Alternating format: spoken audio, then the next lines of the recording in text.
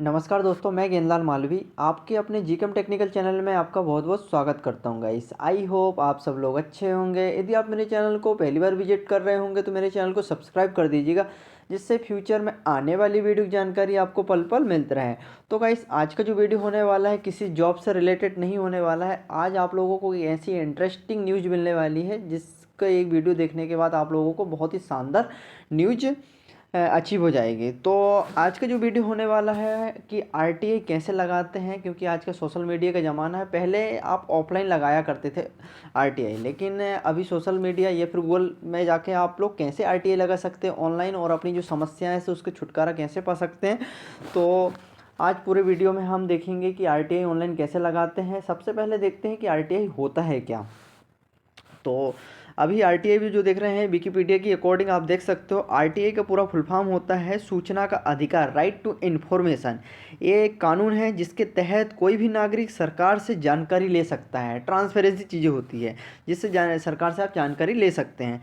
इस कानून का मकसद भ्रष्टाचार को रोकना और सरकार की कार्यशैली में पारदर्शिता लाना, ट्रांसपेरेंसी लाना इसका मेन मकसद था। अब आरटीआई के बारे में कुछ ज़रूरी बातें हैं। जैसे आप देख सकते हैं विकिपीडिया के अकॉर्डिंग ये कानून साल 2005 में लागू हुआ था। ये कानून जम्मू कश्मीर को छोड़कर पूरे भारत में लागू है। आरटीआई के तहत नागरिक किसी भी सरकारी विभाग से जानकारी ले सकते हैं। आरटीआई के तहत नागरिकों को सरकार की गतिविधियों के बारे में जानकारी मिलती है। यदि आप किसी डिपार्टमेंट में आरटीआई लगाते हैं तो डिपार्टमेंट को अपनी पूरी ट्रांसपेरेंसी के अकॉर्डिंग पूरी जानकारी प्रोवाइड करना पड़ता है। आरटीआई के रूल्स हैं, और आरटीआई के तहत नागरिकों को सरकारी की कार्यशैली में पारदर्शिता और जवाबदेही बढ़ाने में मदद मिलती है। आरटीआई के तहत नागरिकों को भ्रष्टाचार को रोकने में भी मदद मिलता है कि जहां करप्शन हो रहा है तो, या फिर कि कोई डिपार्टमेंट से कोई जानकारी आपको कलेक्ट करना है तो आप आरटीआई लगाकर जानकारी प्राप्त कर सकते हो। विकिपीडिया के अनुसार और जानकारी देखते हैं। जैसे सूचना का अधिकार अधिनियम 2005 में लागू हुआ था और भारत में जनता को सार्वजनिक कार्यों की सूचना प्राप्त करने का अधिकार दिलाने वाला ये कानून था जिसको लागू किया गया था। और ये लागू हुआ था 15 जून 2005 को, इसे अधिनियम किया गया था और पूर्णतः 12 अक्टूबर 2005 को संपूर्ण धाराओं के साथ लागू कर दिया गया था।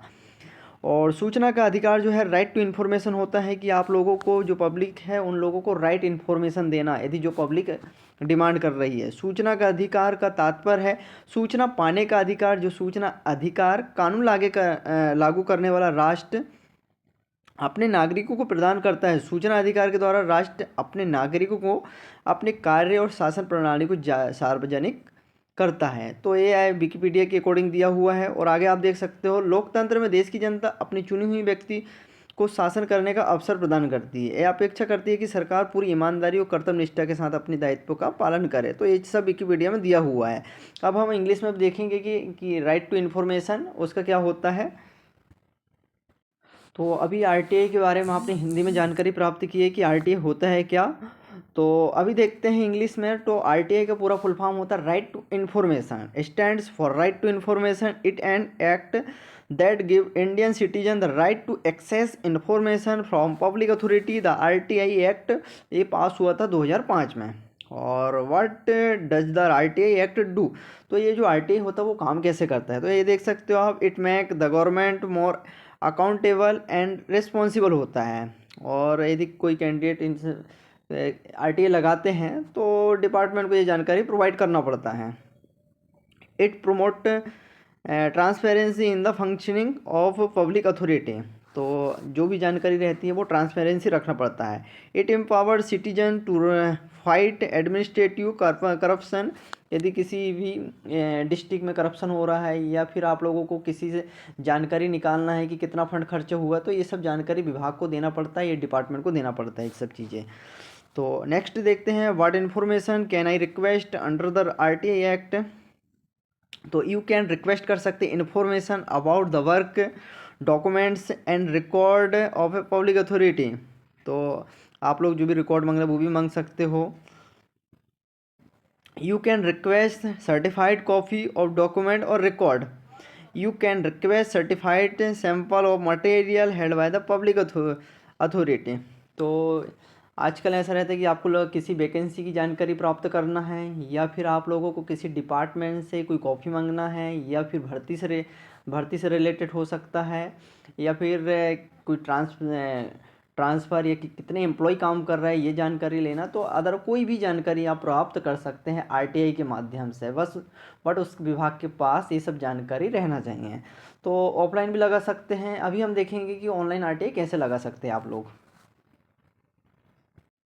आरटीआई लगाने के लिए सबसे पहले तो आपको गूगल में सर्च करना पड़ेगा आरटीआई ऑनलाइन। और आरटीआई ऑनलाइन करने के बाद आप लोग को सामने देख सकते हैं view status, online RTI request form, login, view history, submit first appeal और आरटीआई एमआईएस। तो यदि आप लोग फर्स्ट टाइम आरटीआई लगा रहे हैं तो सबसे पहले आपको ऑनलाइन आरटीआई रिक्वेस्ट फॉर्म पर क्लिक करना पड़ेगा। या फिर इसके पहले आप लोगों ने आरटीआई लगा चुके हैं तो आप लोगों को लॉगिन पे क्लिक करना पड़ेगा और वहाँ पर यूज़र आईडी पासवर्ड आप देख सकते हैं, यूज़र आईडी पासवर्ड और कैप्चा फिलअप करके आप लॉगिन कर सकते हैं। इसके बाद यदि आप पहली बार लगा रहे हैं तो आप लोगों को ऑनलाइन आरटीआई रिक्वेस्ट फॉर्म पर क्लिक करना पड़ेगा। या पहले से आपने आरटीआई लगा चुके हैं और उसका स्टेटस देखना है तो आप लोग यहाँ पे देख सकते हैं व्यू स्टेटस में क्लिक करना पड़ेगा आप लोगों को। और आप लोग आरटीआई के मेन फॉर्म पर विजिट कर लोगे तो उसमें देख सकते हो। फिर आप लोगों को यहाँ एंटर करना पड़ेगा रजिस्ट्रेशन नंबर, ईमेल आईडी और ये कैप्चा दिया हुआ है। ये करने के बाद सबमिट कर सकते हैं। तो आपके आरटीआई में क्या प्रोसेस चल रही है तो ये सब जानकारी आपको मिल जाएगी, स्टेटस देख सकते हो। तो अभी हम देखेंगे कि ऑनलाइन आरटीआई कैसे लगा सकते हैं। तो ऑनलाइन आरटीआई लगाने के लिए सबसे पहले तो ऑनलाइन आरटीआई रिक्वेस्ट फॉर्म पे आपको क्लिक करना पड़ेगा।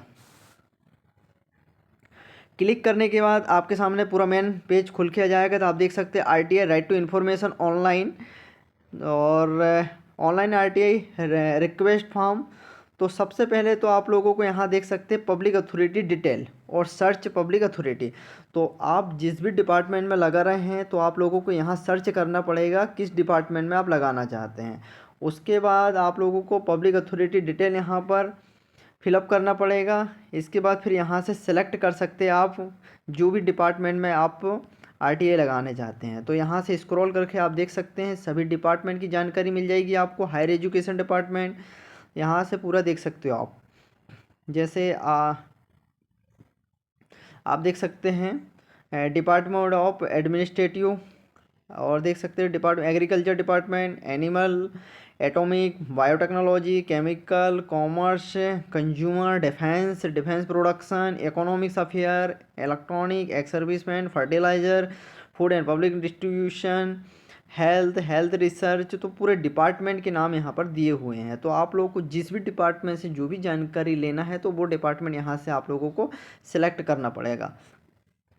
फॉर एग्जांपल के लिए मुझे मिनिस्ट्री ऑफ एजुकेशन से कुछ जानकारी लेना है तो यहाँ से मिनिस्ट्री ऑफ एजुकेशन सेलेक्ट करना पड़ेगा। इसके बाद पब्लिक अथॉरिटी यहाँ से आप देख सकते हो। फिर यहाँ से कहाँ से जानकारी लेना है, सेंट्रल ट्राइबल यूनिवर्सिटी से लेना है, आंध्र प्रदेश से लेना है, हायर एजुकेशन से लेना है, हाई स्कूल कौन से कहाँ से लेना है। तो ये यहाँ से क्लिक करना पड़ेगा आप लोगों को।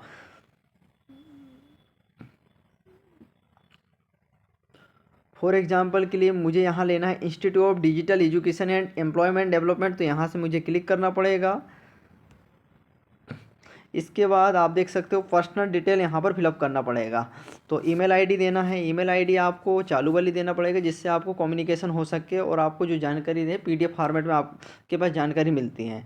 ईमेल आईडी देना पड़ेगा, mobile number, confirm email ID, name, gender यहाँ से सिलेक्ट करना है, आपका पूरा परमानेंट एड्रेस यहाँ पे फिलअप करना है, पिन कोड नंबर। इसके बाद कंट्री सेलेक्ट करना है। फिर आपका स्टेट, यहाँ से स्टेट सेलेक्ट कर सकते हो आप। आपका जो भी स्टेट है यहाँ से सिलेक्ट कर लीजिएगा। स्टेट सेलेक्ट करने के बाद आप कहाँ से, शहरी से है या फिर ग्रामीण है तो देख सकते हो, रूरल या फिर अर्बन। तो यहाँ से सेलेक्ट कर लीजिएगा। इसके बाद एजुकेशन स्टेटस देख लीजिएगा। फिर फ़ोन नंबर यहाँ एंटर करना पड़ेगा, रिक्वेस्ट डिटेल इंडियन।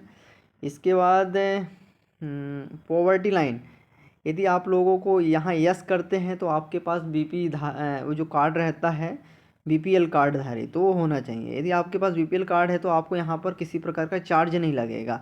यदि यहाँ पर आप नो करते हो कि आपके पास कार्ड नहीं है तो आप लोगों को यहाँ पर ऑनलाइन की जो फ़ीस है वो 10 रुपये चार्ज करना पड़ेगा, 10 रुपये देना पड़ेगा। इसका text for RTI request application. तो आपको क्या समस्या है, क्या जानकारी लेना है आप लोगों को, तो इस बॉक्स में आपको पूरा फिलअप करना है। यदि आप यहाँ पर भी स्मॉल स्मॉल लेटर में आप लोगों को पूरी जानकारी यहाँ पे फिलअप करना है। इसके बाद आप लोगों को सपोर्टिंग डॉक्यूमेंट्स यहाँ PDF फॉर्मेट वो भी 1 MB का यहाँ पे अटैच करना है। इसके बाद एंटर करना है, फिर सबमिट कर सकते हो। उसके बाद 10 से 12 दिन में आपके पास आपने जो भी जानकारी मांगे थे विभाग से वो आपको मेल के माध्यम से जानकारी मिल जाएगी और बड़ी आसानी से आप RTA लगा सकते हैं। और RTA लगाने के बाद आप लोगों को 3-4 दिन में या फिर 1 सप्ताह में स्टेटस चेक करना है, तो आप रजिस्ट्रेशन नंबर डाल के भी यहाँ से आप चेक कर सकते हो।